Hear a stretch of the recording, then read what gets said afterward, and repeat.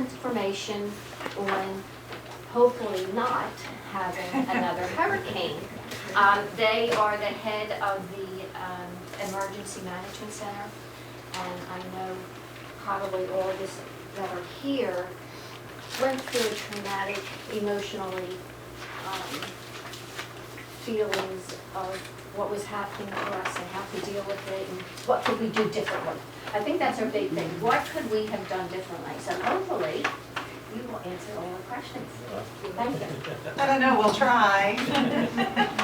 Bill is actually your emergency management coordinator. He facilitates everything among police, fire, first aid, and gathering of resources, and with the county and the state. I'm the paperwork person. I'm the deputy coordinator, and I'm usually the one who speaks at things like this, just so you She's know a that. much better speaker than me. I will field most of all your questions. But I'll do the speaking We'll let for her do the today. talking. September is National Preparedness Month. That means that everyone should be, and actually I don't know why they don't do this in June, because the actual season runs from June through right up until November. But they chose September. So what FEMA would like you to understand is that you should be preparing yourself now, not just for hurricanes, but for any kind of situation. Because once you have all of your tools in place, you're ready for any emergency, whether you're here or if you're on vacation somewhere. You know, the research on preparedness shows that there's only 80% of people who have not done home evacuation drills. Like, do you know how to get out if your smoke alarm is going off in the middle of the night? 60% of the people don't even know how to get out of their community. We all know we go down the boulevard, but what if for some reason the boulevard's blocked? How many people will go to Beach Avenue? How many times is Beach Avenue also blocked, which we found a lot after this storm, Sandy, anyway. There's 20% of the people who have some form of disability who wouldn't be able to get out. Do you have a plan for that? Do you have a friend or a neighbor who could take you if you have to leave and there's no way for you to get out of here? That's very important. We have a population of people who don't speak English. Are they getting all of our communications? We don't know that. And Sandy showed us that we didn't know if we were meeting that population's needs. So those are all things that we address to prepare ourselves. But if you have neighbors who are in any of those situations, you should be able to go and help them and alert them and let them know what's going on. Okay. Now the whole goal of Preparedness Month is our emergency managers, our firefighters, our law enforcement officers, paramedics, EMTs, and other emergency responders. They all do an incredible job of keeping us safe, but they can't do it alone. It's your responsibility to keep yourself and your family safe. I'll try and figure this out. Page down. Oh, page down. Okay. There we go. There's preparedness barriers, you know, the couple I spoke about, language barriers, handicap barriers. The objectives of National Preparedness Month is to make sure everyone knows what to do and where to get information. They'd like everyone to be a hero. Be your own hero. Be the one who takes care of yourself and your neighbors. There's a national preparedness community online at Readygov, which gives a whole bunch of information on all of this stuff and your basic preparedness steps of building a kit, making a plan, staying informed, and getting involved in your community and preparedness activities. It's easier than you might think, because that one website, Ready.gov, the way they have built it up is amazing. It tells you everything that you need to know. This was a common problem during Sandy that we had as responders. People just were apathetic. They said, it's not going to happen here. So some people left, some people didn't leave. And most people just don't even think about what they should be doing in an emergency. They're just thinking, well, you know what, we have people that are going to keep us safe. That's not always true. Or they don't know how to do it. They don't know if they can make a difference if there's a big disaster. I can't tell you how much help we had during that disaster that was actually volunteer help.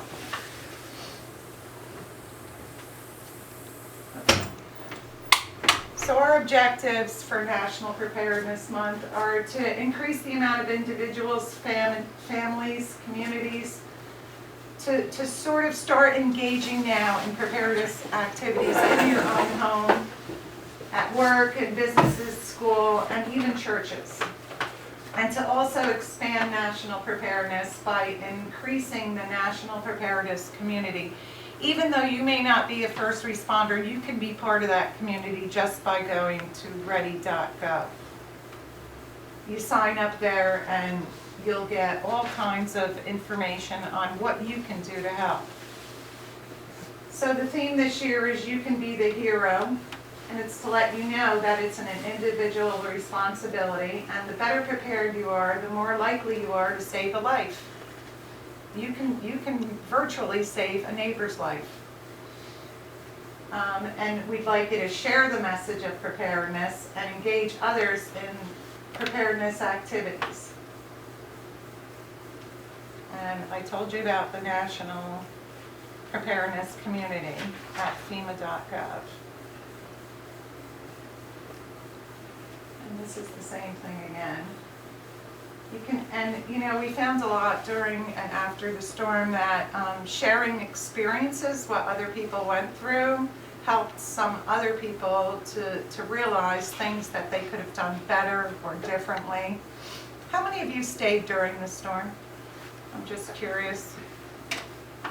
I'm so happy to see that not many people stayed. No, and there's a specific reason for that. There was a time during the storm when the governor wanted all the first responders to leave the island.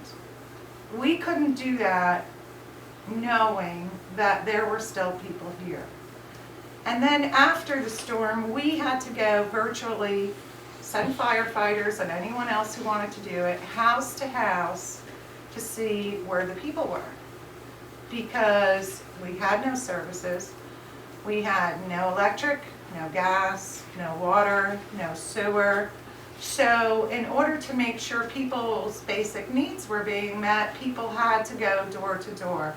And unfortunately, that also put people at risk, because with gas leaks all over the island and having firefighters and people going door to door, thankfully, there was not a problem, but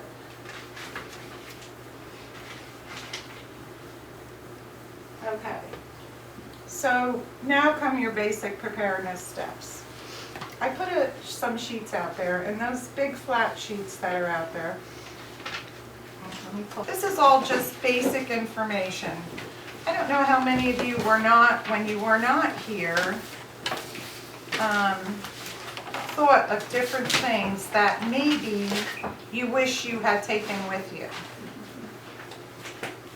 I know I did. This first one, the family emergency plan, whether you're a family of one or two, most of us know our name, our birthday, some of us know our social security numbers, but when it came to doing anything and signing up for FEMA and doing it in the days right after the storm, you had to know everyone's social security number. If you have a paper already filled out, you've got it. If you have a smartphone, this information, there's, I don't know what you call it, they're like a locker on your phone that you can enter all kinds of information into, and nobody can see it but yourself because it's passcoded to get into. That's information you need. Your insurance information. I scan all of my insurance policies, and I have an iPad, so I always know what I have everywhere. If I have to leave and I need my insurance policy numbers, I can print them virtually anywhere. Or if you don't have an iPad, one second, and you are computer literate a little, or you have someone who can help you, you save all of your information on one of these. It's a what do they call it? Flash drive. Yeah. Flash drive. You put it in your computer and you save your information to one of these. There'll be pictures that you scanned in of your insurance. You have it right there with you always.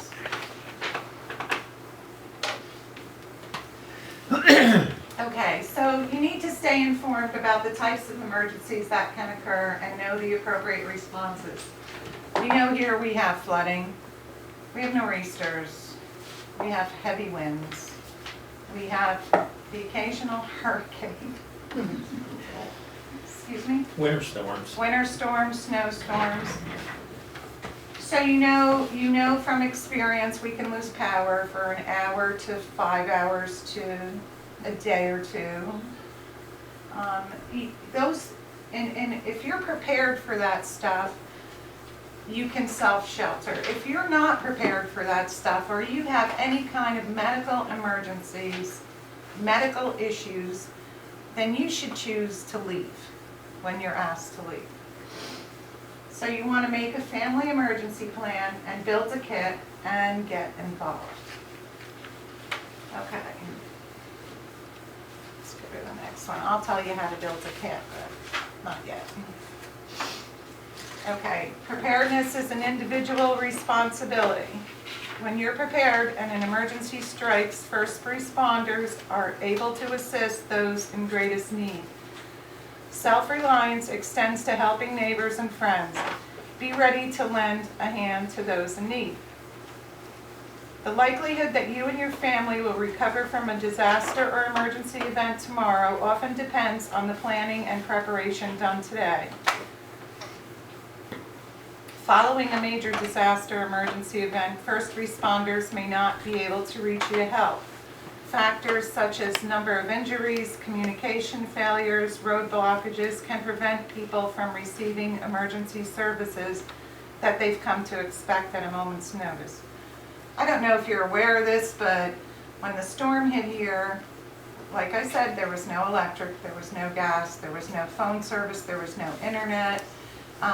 Bill and I were the only ones who had cell phones that were working to contact the county, the state, whoever we needed in order to get what we needed here to clear the island, not the island, but Beach Haven, and to get resources to come and help us to do those things. What carrier service do you have? Verizon, thank goodness. Well, one thing that happened to us during the storm is that Verizon did contact us, which they worked very well with us, and asked us if we were when we were getting fuel for our equipment, if we could also keep their generator going that runs their cell tower, and which we acquired them because that was our line of communications. If that would have went down, we would have lost it all. And we said, absolutely, we'll give you as much gas as you need, just get us up and running first.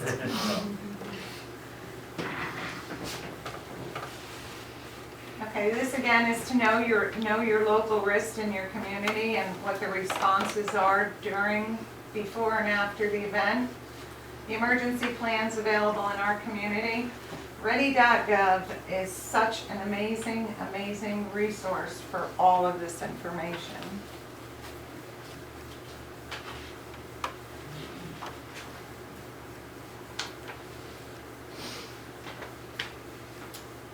Evacuations are more common than many people realize. Fires and flood cause evacuations most frequently across the United States. The amount of time you have to leave is going to depend on the hazard. If it's a weather condition such as a hurricane, you might have a day or two to get ready. But you know, a lot of disasters don't give you any time whatsoever to plan. You need to choose several destinations that perhaps you're going to have to evacuate to, because as we know, the shelter over at the high school filled up very quickly. So not only having that destination, you should also have another one in the back of your mind. If you don't have a car, you're going to need to arrange with someone else about how you're going to leave, where you're going to go. And I can't stress this strongly enough, don't leave your pets behind. What's best for you is typically what's best for them. Even though some shelters will not take pets inside, some will allow you to have them in your car in the parking lot, and you can go out and take them for walks and do what you need to do. But you also need to plan a kit for your pet, which is food and water and whatever supplies they need. Okay. Now you have to learn how to build a kit.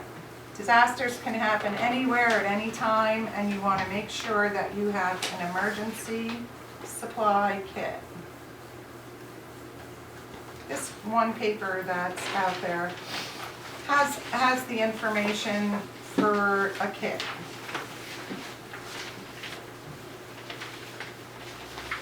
And you don't appreciate water until you don't have any. Right, Sue? Yeah, right. This one recommends that there's 1 gallon per person per day, and at least a 3-day supply of non-perishable food. Battery-powered radio. Boy, I wished I had one of those. Flashlights and extra batteries. A first aid kit, a whistle, a filter mask or cotton t-shirt, moist towelettes for sanitation, a wrench or pliers to turn off your utilities, a manual can opener if you've packed cans of food in your kit, plastic sheeting and duct tape, that's for sheltering in place in the event of, say, a nuclear, what do they call those events? Nuclear disaster. Garbage bags and Release. plastic ties for personal sanitation and prescription medications, important family documents, prescription medications. That was a huge problem during this storm. Had it not been for Kapplers being here on the island, her and her husband, they were lifesavers, as I'm sure if any of you needed medications, knew that you could call them and they got it. They just got it and got it to you.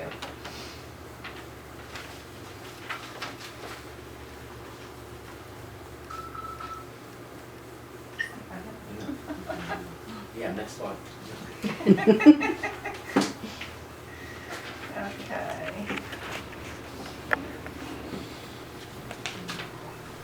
Sometimes you're not together when an emergency happens, so it's important if you have no access to cell phones. We knew about that. No gas stations, no grocery stores, nothing. No ATMs.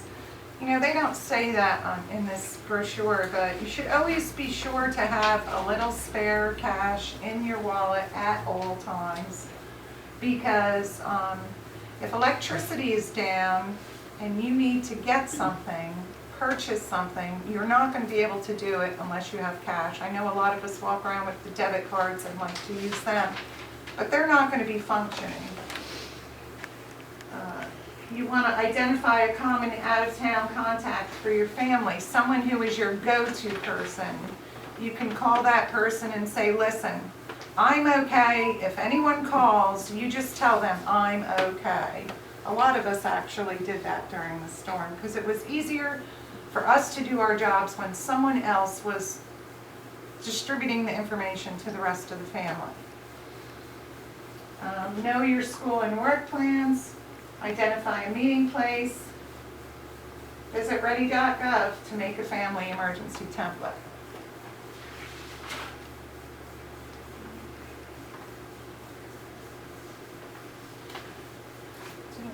Okay. There's a local group down here called this CERT. It's Citizens Corps. Rob Burniford in Harvey Cedars is in charge of the whole island CERT community. I don't know, I think right now there may only be 2 people from Beach Haven that are in his group. It's a local group of volunteers that anyone can get involved with, and even if it's like, say, a chowder fest, just, you know, wearing one of those silly vests and hats and directing people in the right way to go. But they help a lot for different things on the island and events the CERT team does. You can always get more information from us, or I don't know if anyone has a homeowners association or neighborhood civic association here.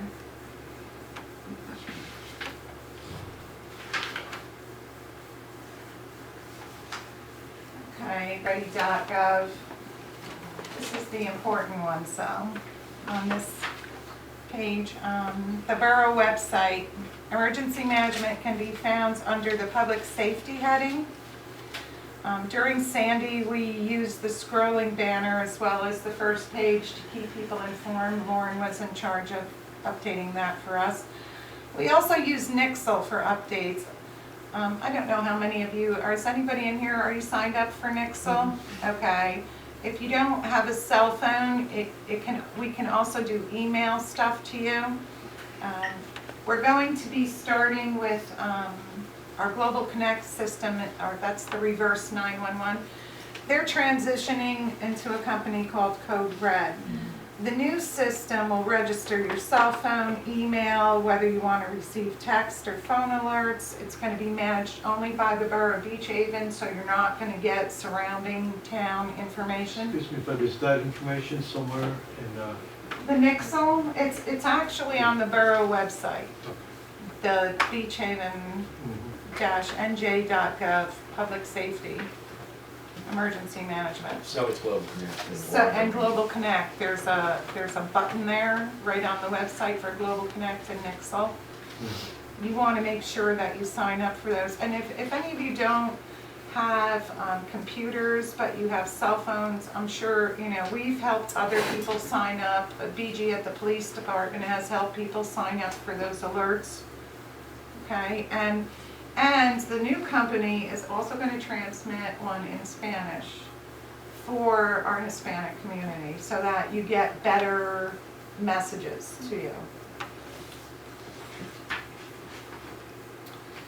And that's really all I have to say. Does anyone have any questions?